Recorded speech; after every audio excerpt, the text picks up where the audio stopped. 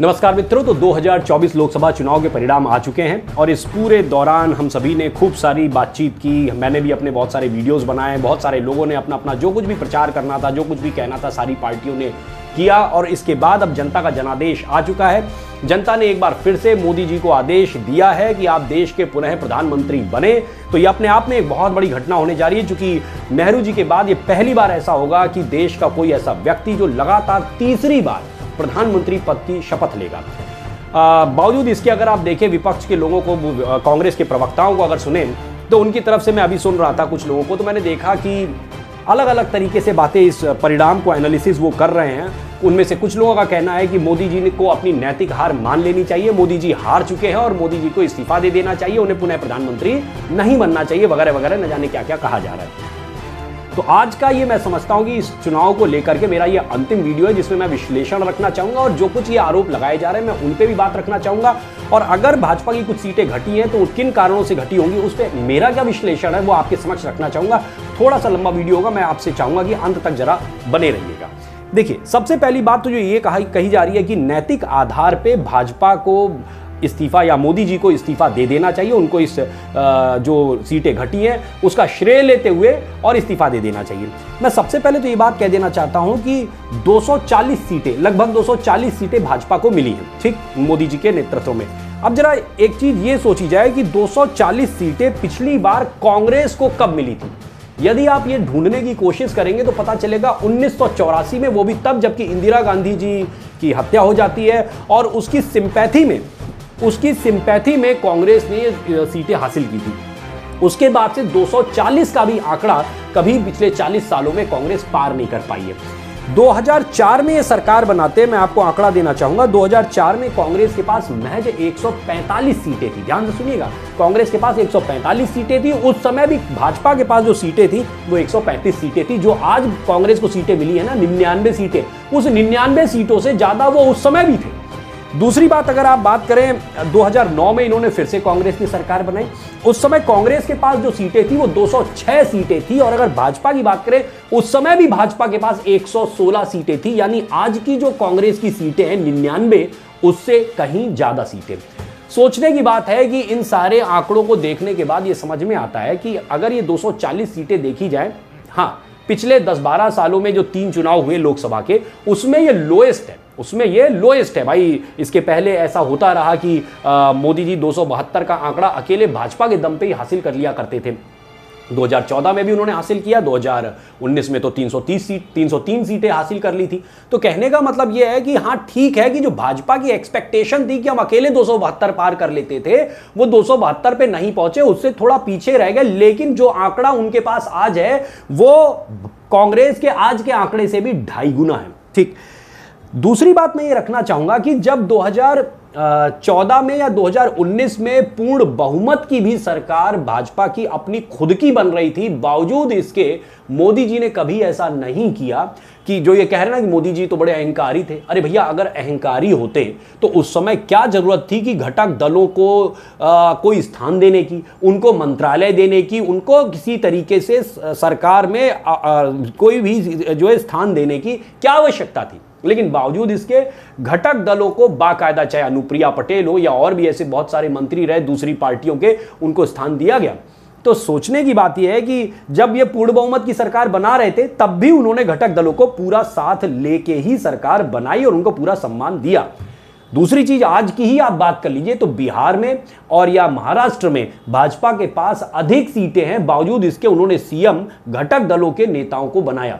सोचने की बात यह है कि मोदी जी के अंदर अगर इसको लेकर जरा भी वो होता तो वो ये काम नहीं करते, लेकिन उन्होंने घटक दलों को स्थान दिया है। ठीक है, आज 30-35 सीटें, 30-32 सीटें कम पड़ रही हैं तो घटक दलों को साथ में इसीलिए लिया जाता है, गठबंधन इसीलिए बनाया जाता है कि भाई कल को अगर सीटें कुछ घटती हैं तो किसी और पार्टी के सहयोग से हमें अगर सरकार बनाने का मौका मिलता है तो क्यों नहीं बनाएंगे और क्यों नहीं हम देश की सेवा करेंगे। भाई आज मैं एक और आंकड़ा रखना चाहूंगा, 26 पार्टियां विपक्ष की मिल जाती हैं, सपा है, कांग्रेस है, ये है, वो है, सारी पार्टियां 26 पार्टियां मिल जाती हैं और 26 पार्टियां भी मिलके जो सीटें हासिल करती हैं, वो आंकड़ा आपके समक्ष रखना चाहूंगा कि अगर मैं तृणमूल कांग्रेस, जिसने इनके साथ मिलके चुनाव नहीं कंटेस्ट किया है, आपको पता होगा कि बंगाल में कांग्रेस अलग लड़ रही थी और टीएमसी अलग लड़ रही थी, तो अगर मैं टीएमसी को हटा देता हूं तो इंडी गठबंधन के पास के महज 204 सीटें हैं। कितनी सीटें हैं? 204 सीट नहीं, 206 सीटें हैं, ठीक। और अगर उनको मिला भी दिया जाए तो 235 के आसपास पहुंचते हैं, 235-36 कुछ सीटें होती हैं। तो जो 235, 236, 26 दलों की सीटें हैं, वो उससे भी कहीं आगे भाजपा अकेले खड़ी है, 240 सीटों पे खड़ी है। तो जो ये नैतिक आधार कहा जा रहा है कि जनादेश उनको नहीं मिला है, अच्छा जनादेश उनको नहीं मिला है तो किसको मिला है? आपको मिला है क्या? आपकी 26 पार्टियां भी मिलकर 234, 235 सीटों पे पहुंच रही हैं और क्या उसके दम पे आप सरकार बना सकते हैं? नहीं बना सकते। फिर इनके दिमाग से मैं देख रहा हूं कि अभी कल से ये चल रहा है कि हम नीतीश जी को तोड़ लाएंगे, तो हम जो है चंद्रबाबू नायडू को तोड़ लाएंगे। तो भैया अगर आप तोड़ने पे आ जाएंगे तो इधर भी मोटा भाई बैठे हुए हैं, अगर आप तोड़ने पे ही उतारू हो जाएंगे कि हम इनको तोड़ लाएंगे, उनको तोड़ लाएंगे, डोरे डालेंगे, तो भैया डोरे डालने का काम फिर कोई और भी कर सकता है, उस पर आपको भी जरा ध्यान देना चाहिए, है ना। ऐसा नहीं है कि फिर आप में टूट फूट नहीं हो सकती है, पहले भी आपके लोग टूट फूट चुके हैं और फिर से टूट फूट सकते हैं। तो इसलिए भाई कांग्रेस का समय रहा है, शरद पवार उसी से निकल के आए, तृणमूल कांग्रेस जो है जो बनी वो भी कांग्रेस से ही टूट के निकली थी। तो ऐसी बहुत सारी पार्टियां हमेशा से टूटती रही हैं, इन जो भी आपके साथ आज खड़े हैं उनके साथ बहुत सारे लोग टूटते रहे, फिर से टूट सकते हैं। तो इसलिए तोड़फोड़ की जो राजनीति है उसमें मत पड़िए, जनता का जो जनादेश है उसका सम्मान करिए। जनता ने एनडीए को पूरा सम्मान दिया है, जनता ने एनडीए को यह आदेश दिया है कि आप केंद्र में पुनः सरकार बनाएं, ठीक, तो उसका सम्मान करिए, तोड़फोड़ की राजनीति में मत पड़िए, नहीं तो दूसरे लोग भी तोड़फोड़ की राजनीति कर सकते हैं। समझ में आई बात? अब मैं जरा बात करता हूं आगे की जो एनालिसिस है उसके ऊपर कि ऐसा भाई ठीक है, देखिए मुझे लगता है कि निश्चित रूप से अगर सीटें घटी हैं तो इसकी एनालिसिस होनी चाहिए। भाजपा के जो भी समर्थक हैं, मैं भी अगर हूं, मैं भाजपा का कोई ना तो पदाधिकारी हूं ना मैं भाजपा का मेंबर तक नहीं हूं, सदस्य भी नहीं हूं, लेकिन हाँ समर्थक हूं मोदी जी का, योगी जी का, उनकी नीतियों का, कि जिस तरीके से पिछले 10 वर्षों में उन्होंने राष्ट्रीय नहीं, केवल राष्ट्रीय ही नहीं अंतर्राष्ट्रीय पटल पर भी भारतवर्ष का नाम जो है बहुत मजबूती से आगे बढ़ाया है। तो मैं समझता हूं कि उन्हें पुनः देश का प्रधानमंत्री बनना चाहिए, इसलिए मैं उनका समर्थक हूं। तो हम सभी को एनालाइज करना चाहिए कि ऐसा क्या हुआ कि जिसकी वजह से ये सीटें घटी। मेरा अपना जो आकलन है मैं वो आपके समक्ष रखना चाहूंगा। पहली चीज, जो ये सीटें घटी है वो मुख्य रूप से अगर देखा जाए तो 3 राज्यों में घटी हैं, उत्तर प्रदेश, राजस्थान और बंगाल। भाई देखिए राजस्थान और बंगाल में क्यों घटी है, ये वहाँ का जो ज्ञान रखते हो वो लोग उसके ऊपर टिप्पणी करें तो ज़्यादा अच्छा होगा। मैं उत्तर प्रदेश का रहने वाला हूँ, कानपुर का रहने वाला हूँ। अगर मैं जो समझता हूँ, मैं उत्तर प्रदेश की राजनीति को फिलहाल अच्छे से समझता हूँ और यहाँ के ऊपर मैं अपनी बात रख सकता हूँ, तो मैं उसी के ऊपर अपनी बात को रखूँगा। उत्तर प्रदेश में जहाँ पिछली बार लगभग 62-63 सीटें हम लोग के पास थी, इस बार ये स्थिति हो जाती है कि हमारी जो सीटें आई हैं 33 सीटें आती हैं। सपा जो पिछली बार केवल 5 सीटों पे थी वो 37 सीटों पे चली गई, तो निश्चित रूप से सपा ने अच्छा प्रदर्शन किया है। कांग्रेस जो पिछली बार 1 सीट पे थी वो 6 सीटों पे चली गई, तो निश्चित रूप से उन्होंने अच्छा प्रदर्शन किया है, उसके लिए वो बधाई के पात्र हैं। हमारी सीटें क्यों घटी, हमें उस पर चिंता करनी चाहिए। देखिए मैं जो समझता हूं, पहली बात जो ये वोटिंग का टाइम रहा, वोटिंग बहुत देर तक हुई, 1 जून को फाइनल वोटिंग हुई है और बहुत गर्मी रही, तो इस वजह से वोटिंग का परसेंटेज डाउन रहा। और मेरा अपना मानना है कि इसमें होता क्या है कि जो भाजपा के वोटर्स हैं, थोड़े से आराम तलब टाइप के वोटर्स हैं, वो वोट देने कम निकले, और जो विरोधी खेमे के वोटर्स थे वो उन्होंने समझा चाहे आग बरस रही हो चाहे कुछ हो रहा हो, हमें वोट डालने जाना है। तो इसलिए हमारी तरफ का वोटर कम निकला और उनकी तरफ का वोटर ज्यादा निकला और उन्हें इसका फायदा मिला। तो पहला कारण मैं समझता हूं कि ये एक कारण हो सकता है। दूसरा बड़ा कारण जो है कि पहले ऐसा होता रहा कि सपा, कांग्रेस, बसपा और भी पार्टियां यहां लड़ती रहीं, तो क्या हुआ कि मुस्लिम वोट जो है वो बंटता था। लेकिन इस बार क्या हुआ है, मुस्लिम वोट एकजुट पड़ा है। मैं चाहूंगा कि मोदी जी, योगी जी इस बात को खुद एनालाइज करें कि आप लोग कहते हैं हमेशा सबका साथ सबका विकास, और आपने किया भी, आपने कहा ही नहीं आपने किया भी। कोई भी योजना हो सबके लिए समान रूप से अप्लाई की गई और सबको समान रूप से उसका लाभ मिला। बल्कि अगर मुस्लिम समाज को देखा जाए तो वो कहीं भी अगर लाभार्थी की लाइन लगी होगी तो उसमें सबसे ज्यादा संख्या उनकी रही, सबसे आगे वो लड़के जो उन्होंने हर लाभ को उठाया। बावजूद इसके जब वोट डालने का नंबर आया तो उन्होंने विरोधी खेमे के साथ जाके एकजुट वोट डाला है।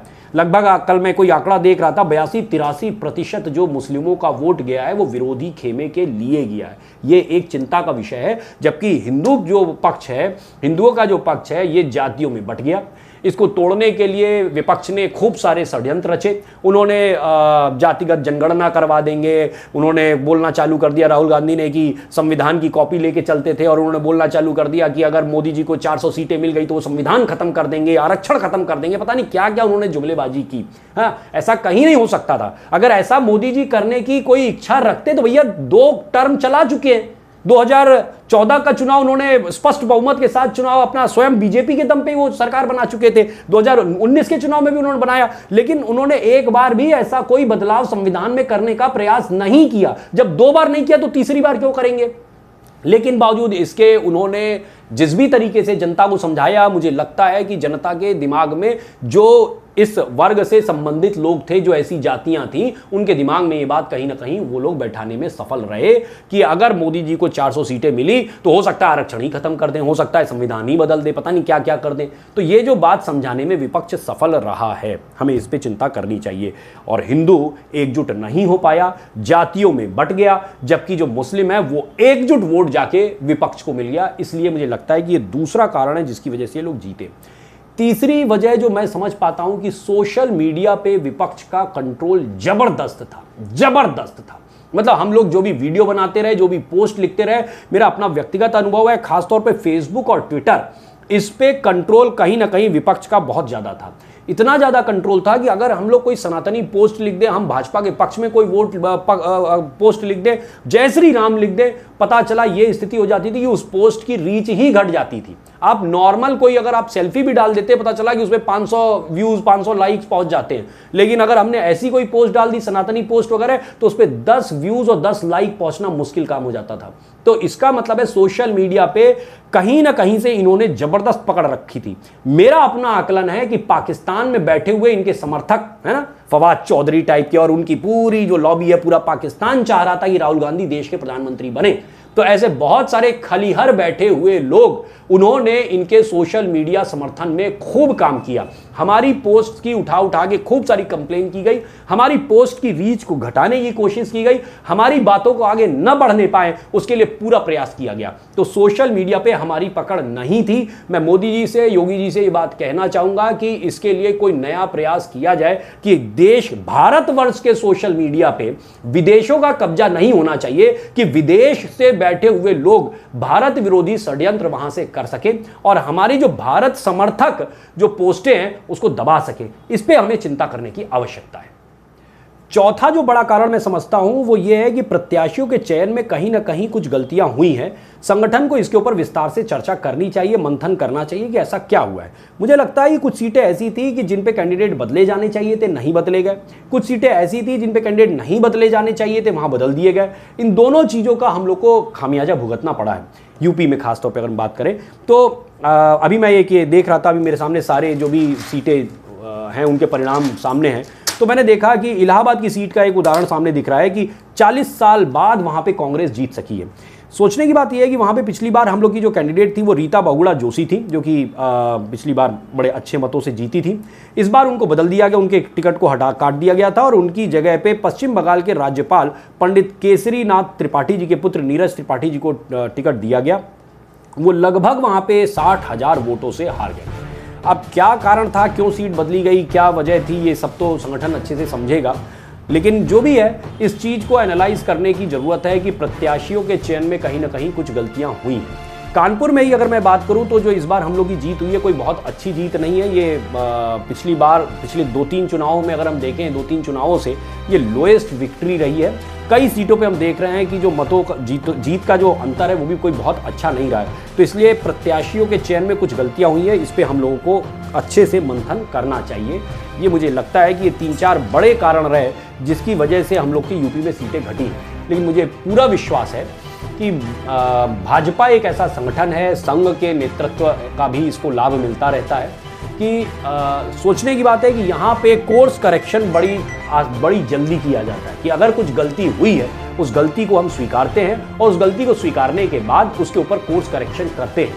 मुझे पूरी उम्मीद है कि 2027 के विधानसभा चुनाव आने तक हम लोग जो कुछ भी यहाँ पे गलतियां हुई उन गलतियों को दूर करेंगे। जो कुछ भी कंफ्यूजन विपक्ष यहां पे फैलाने में सफल रहा, उस सारे कंफ्यूजन को दूर करके जनता को एक बार फिर से भारतीय जनता पार्टी के साथ खड़ा कर सकेंगे, ताकि न केवल उत्तर प्रदेश का भला हो बल्कि ये देश का सबसे बड़ा राज्य है, इसकी दिशा अगर अच्छी होगी तो निश्चित रूप से देश की भी दिशा अच्छी होगी। फिर से यहां पे गुंडा राज नहीं आना चाहिए। हम सब उस गुंडा राज के भुक्तभोगी रहे हैं। इस प्रदेश को फिर से गुंडों के हाथ में नहीं देना है। इस प्रदेश को मजबूती से आगे लेके चलना है, और जब उत्तर प्रदेश आगे चलता है तो पूरा देश आगे चलता है। आज अगर उत्तर प्रदेश में 30-32 सीटें और आई होती तो निश्चित रूप से जो ये विपक्ष इतना आक्रमण कर रहा है ना, इतना खुश हो रहा है, जितना उछल रहा है, वो इतना उछल ना पाया होता। तो हम लोग को उत्तर प्रदेश के लिए चिंतित होना चाहिए, मंथन करना चाहिए, और इसमें जो भी संभावित और जो भी आवश्यक सुधार होने चाहिए उस पर काम करना चाहिए। जय श्री राम, जय जय श्री राम। ओम नमः शिवाय। जय हो भोलेनाथ।